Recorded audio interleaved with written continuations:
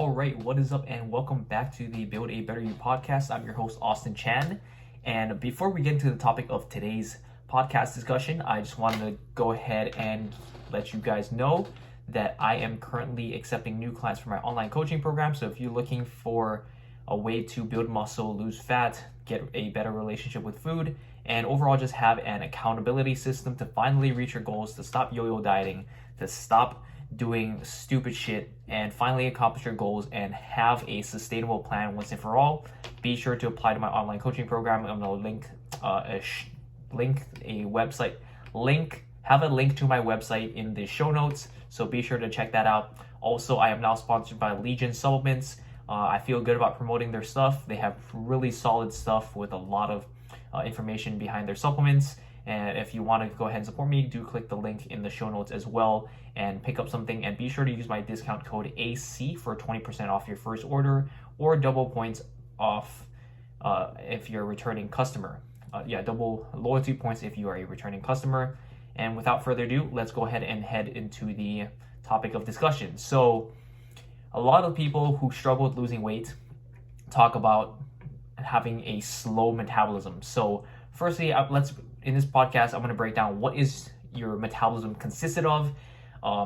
Do bigger people, do people who have a lot of body fat, do they have slow metabolisms? Is that common belief true? How to, quote, boost your metabolism, and as well as how to slow your metabolism for all those who are struggling to gain weight. Is that even a thing? Can you even slow your metabolism? And if you can, how would you go about that? And then lastly, we're going to discuss energy balance and how all of this fits into the concept of calories in and calories out in terms of metabolism and how that relates to that. So yeah, let's go ahead and get into the first point of discussion. So what is your metabolism? So basically your metabolism is the calories out part of the equation. So if you think about calories in versus calories out, calories in is all of the calories that you are ingesting, consuming, eating on a daily basis. And then your metabolism is basically all of the calories out part of the equation. So basically how your body processes energy, how your body expends all the calories that you are eating, or even just expends calories in general, and they can either get that through food, use it through your fat stores or your muscle stores. Now, we won't dive too much into the actual cellular respiration, which is how your cells actually convert calories to energy and all that, but we are going to talk about what your metabolism consists of and how that kind of fits into everything else.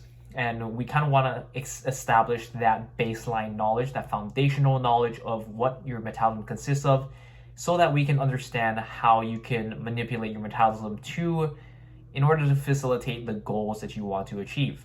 So as far as your metabolism goes, there are 4 main parts, and these are all abbreviated, but I'm going to say the full name out, obviously. So first one is going to be your BMR, otherwise known as your basal metabolic rate. So this is basically all of the calories that you burn on a daily basis if you were to simply lie in bed all day. This is basically all of the base metabolism stuff that's going on in your body 24/7, basically just to keep you alive, just to keep everything functioning and going in tip-top shape.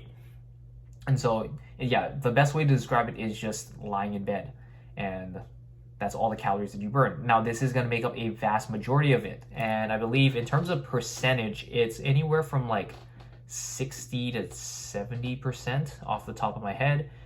Let me pull up a chart to see. So basal metabolic rate is about 60 to 70% of your total daily calorie expenditure. And then next we have something called NEAT. So I don't know if you've heard of this, but NEAT is otherwise known as non-exercise activity thermogenesis. So this is basically all of the calories that you're burning on a daily basis that has nothing to do with, or it doesn't, not necessarily has nothing to do with exercise, but it's not considered structured exercise. So basically all the calories that you burn from fidgeting, walking, doing daily chores, just basically basic movements that you wouldn't consider exercise, but it's still some sort of movement. It's basically, like the name says, it's non-exercise activity. So basically anything that burns calories that isn't considered structured exercise. And now this, by and large, for most people, makes up the second biggest chunk. And this is anywhere from like 15 to like 20%. So it's a pretty big chunk of considering what's left after BMR takes up like 60 to 70% of your total daily calorie expenditure. And then now the next one is going to be TEF. So TEF standing for thermic effect of food. So as the saying goes, that you need to spend money to make money, in which case you need to expend the calories in order to process the calories that you're eating in your body. As we know, the food that you're eating doesn't get readily converted into energy right away. It has to get digested by your stomach, has to go through all of the bodily processes, and finally make it through your small intestines, where your body absorbs all of the basic nutrients in its most basic form, so that it can be converted into a form that your body is able to use. And now, thermic effect of food is anywhere from, I think, like 10 to 15%. It looks like, yeah. So anywhere from 10 to 15% makes up your thermic effect of food. And now we can get a little bit more nuanced into this. Depending on which macronutrient we're talking about, these are going to have different thermic effects. So generally, protein is going to have the highest thermic effect of food. Protein is about, I think, 20% of the calories that you eat of protein. That's going to be like burnt off just trying to process protein. This is because protein is just a very complex molecule compared to carbs and fats, and also the simple fact that it's a very complex molecule, so it gets broken down. It doesn't get broken down as easily, so it's going to take more energy to get processed. And the next, carbs, I believe, carbs is like 5 to 10%, and fats are like 0 to 3%. This is because dietary fats look very close to body fat. So when your body is thinking about storing these macronutrients, it's going to think about how easily can it store that or convert that into body fat. And so dietary fat looks very close to what the body fat molecules in your body look like. So this is why it doesn't take all that much energy to convert dietary fat into body fat. Whereas carbs and protein, it's actually significantly harder.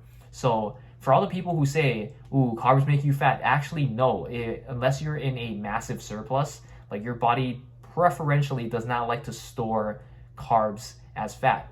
And then for the protein, like protein is actually, it's basically impossible to store as body fat. There are a few like research studies that show that protein is literally damn near impossible to convert to body fat. And if anything, if you are getting a lot of your surplus from mainly protein, it's actually virtually impossible to store as fat, and you can actually build a significant amount of lean mass just relying on protein. Now, with that being said, you obviously need a significant amount of carbs if you're in a surplus and you're trying to build muscle. But yeah, you can actually get away with eating a lot of protein. The only drawback is that protein is a very expensive macronutrient. Like, think about buying like chicken breasts and like a bunch of other meats and like protein products. It just really adds up in terms of expense. And also, it's not the optimal way to be in a surplus. You still want to be getting a good amount of your surplus from carbs, because carbs actually do have a protein sparing effect, and it's our body's most efficient source of energy. And especially if you're in a surplus, you want to have kind of at least a bit of an energy surplus if you do want to build more muscle fibers into your body. And did go on a little tangent there about all the macronutrient breakdowns. That's basically part of the thermic effect of food. It takes energy to convert those calories into a usable energy source for your body to ultimately use. And then last thing we have here, for most people, this is actually going to be the smallest percentage. It's your EAT, or exercise activity thermogenesis. And so this is basically anything that counts as structured exercise. So, whenever you're doing your cardio, whenever you're doing your strength training, this is going to be included under this category. And this is a lot smaller than a lot of people think, because honestly, if you think about a good chunk of your day, most people are probably working out for 30 minutes to an hour. And if you think about that time frame in terms of like your 24-hour period, it's actually a very small chunk. And unless you're going super hard for 30 minutes to an hour straight, you're not burning that many calories. So exercise, I'm not saying that you shouldn't do exercise, but you shouldn't be doing exercise for the sake of burning calories. Like I say all the time, do it for the sake of improving your performance, whether that's strength, whether that's building muscle, whether that is improving your cardiovascular fitness. Do it for a specific purpose, because if you're just simply doing it for the sake of burning calories, you're not going to get pretty far. You're not going to burn a significant amount of calories, and also you're going to form a pretty poor relationship with exercise, because you're just going to view exercise as a way to burn calories, to kind of burn off the food, use it as punishment, and then you're going to get into this binge restrict cycle, always trying to reset all of the things you ate, which leads you down a pretty poor path of forming a poor relationship with food and exercise. And so that pretty much covers it for what your metabolism consists of. Now, going on to the next point. So are people who have a lot of body fat or larger bodies, do these people have slower metabolism? Because this is something I constantly run into. A lot of people who have a lot of body fat say, oh, it's because I have a slow metabolism. I wish I was lucky that I had a fast metabolism like so-and-so who is thin. But this is just not the reality. Like, if you really take a step back and think about it, people who are in larger bodies, people who have more like physical mass, actually end up burning more calories, because a bigger body takes more calories. It's literally just the same concept as if you're driving a Mini Cooper versus driving like a Ford F-150. A smaller vehicle simply takes less energy because there's less mass in it. It can carry less mass, versus like a bigger vehicle is going to take more gas and more energy because it has to move a bigger thing with more mass through space. So it's just simply not true that the bigger people have slower metabolisms. In fact, bigger people have faster metabolisms.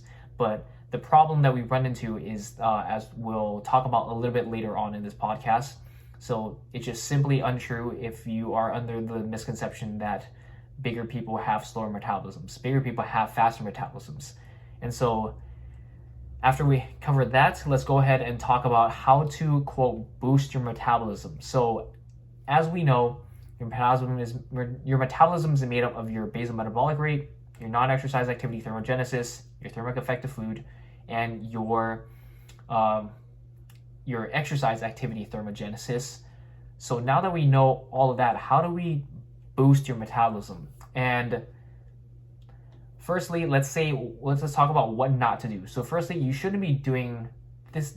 You should not be drinking some weird potion mix, or you shouldn't be doing some weird like HIIT cardio routine, because if you think about it, exercise itself doesn't burn that much. And how is drinking some magical potion water going to magically boost all these components of your metabolism? So if you really think about it, the best way to boost your metabolism is simply by moving more and building more muscle mass. Both are forms of exercise we can do, and this is something that's preached by obviously everyone. It's not something that hasn't been discovered yet. You don't need some magical potion or drink or some magical food that's going to increase your metabolism all of a sudden. The simple basics, just simply getting more movement, because a lot of people who claim to have slow metabolisms simply just aren't moving enough. And that's basically it. Just incorporating more movement throughout your day, whether that's like consciously walking more or consciously making yourself like have to move more, is going to drastically improve your metabolism. And this is something that a lot of people don't like to say, because it's the boring, unsexy truth. Let's be honest. You rather hear, oh, I can just drink this simple boiled spice water and that will boost my metabolism, rather than like going on a walk, which is not, it's not that much harder, but it requires more conscious effort in order to do so. So being totally honest, that's the one and only way to boost your metabolism. Now, next point, there are people then contrary to what a lot of people say, like people who are often overweight say that they're blaming their slow metabolism. And then we have people on the other side of the spectrum, people who struggle with gaining weight, always ask, how do you slow your metabolism? It's like, I just hate having to eat so much, and I feel like I eat so much and I'm not gaining weight. And the simple fact is, you can't really slow your metabolism. Your metabolism is very individualized, especially like, say like your BMR. Like your body is going to require this many calories, and it's like, sorry, but that's literally how your body functions. You can't really necessarily change that unless you like go in like a cellular degree. I don't know if there are any surgeries or interventions that do anything close to that, but off the top of my head, I know that nothing like that currently exists. So the only way to, catch up with your metabolism is to eat more. And the best piece of advice I have for this is just eating more high calorie dense foods, eating foods that are slower in volume but have a higher calorie count. So for example, these are going to be a lot of nut butters, a lot of nuts, a lot of higher fat foods, and then things that like digest really quickly. So like, let's say, like very fast digesting or non-filling carbs are going to be your best friend as well. Things like white rice, a lot of pasta, a lot of bread. These things like don't really fill you up, but they contain a ton of calories for how much volume that you're getting. So that's kind of the best way to, quote, slow your metabolism. And you definitely don't want to slow your metabolism too much, because you want to be, like, I think for the general person, like whether you're overweight or underweight, you should be doing some form of exercise to improve your health. Like it doesn't matter like what your body fat percentage is or how big you are as a person. Exercise is good for everyone, and everyone benefits from having some sort of exercise. So don't be cutting out your exercise just for the sake of slowing down your metabolism. That's just like silly and stupid. And then now for the last point, going back to what we discussed earlier about metabolism, the concept of energy balance. So a lot of people who blame their current situation for having a slow metabolism is basically not, they don't understand the concept of energy balance and how to manipulate that according to their given metabolism or their eating habits. And I think this is what it really boils down to, because let's say you do have the bad luck of the draw and you have a, quote, slow metabolism, but this is definitely something you can change. And the reason this all goes back, the reason why you are underweight or overweight is the simple concept of energy balance. Because you are not, it's either you need to adjust your calorie intake or you need to adjust your calorie expenditure, or more often than not, it's usually a combination of the two. So for people who are overweight, it's because they generally do not get enough movement, so their quote metabolism is slow. Not that we understand what metabolism is. Yeah, it's slow. Yes, it's low because we are not doing things that I wouldn't say a lot. Yeah, but I wouldn't say that. Actually, I would say a lot of people do that, keeps their metabolism high. So the people who struggle with this are people who aren't very active. So these are people who don't strength train pretty often, which build muscle, and muscle increases your BMR because the more muscle is more metabolically active versus other tissues in the body. So literally just sitting there, if you had more muscle in your body, you would actually burn more calories. These people typically aren't walking or doing a lot of movement throughout the day, which means their NEAT is low, and their NEAT and their exercise activity thermogenesis is low. I mean, thermic effective food, you can argue that they are burning a little bit more calories eating more food, but it's always going to be a percentage. So don't think that you can somehow out-eat your metabolism, because it doesn't work like that. It's always a percentage. Your body's not going to waste more energy digesting things than how much it's getting. That'd be a poor system, and humans, we would have died off a long time ago if that were the case. So basically people who have slower metabolisms aren't doing enough movement or aren't contributing too much to their entire metabolic processes.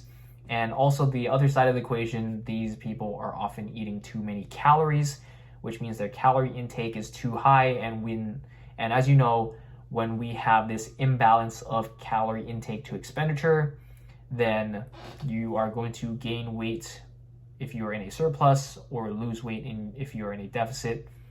And that's basically the problem. And then on the other hand, people with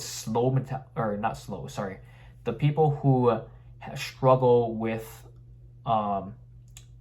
slowing their metabolism. I was reading my notes as they were like slowing their metabolism.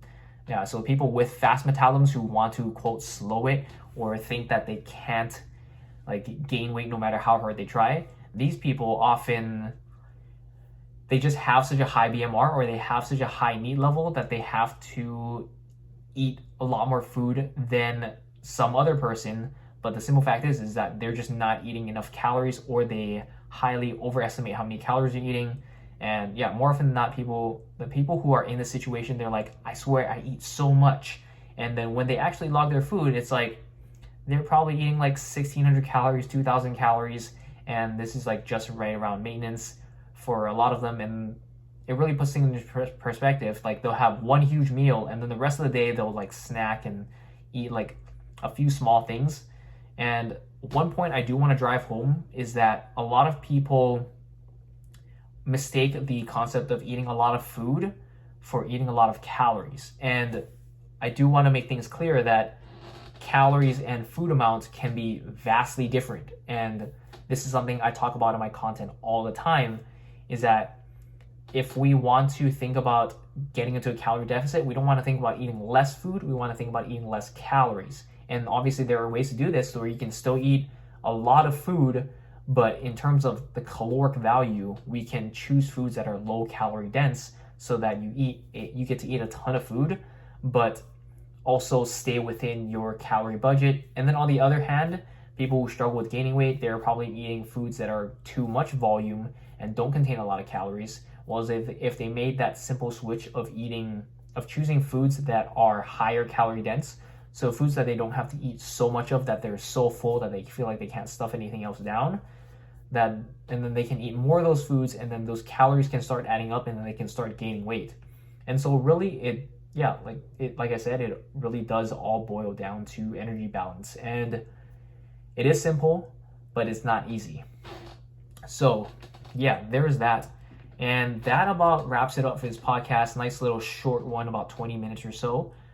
So yeah, thank you so much for listening. If you are interested in working with me for online coaching, go ahead and click the link in my show notes. Go ahead and read through that page. If you're serious about committing to a change, please reach out and I will give you my 100% if you promise to give me yours.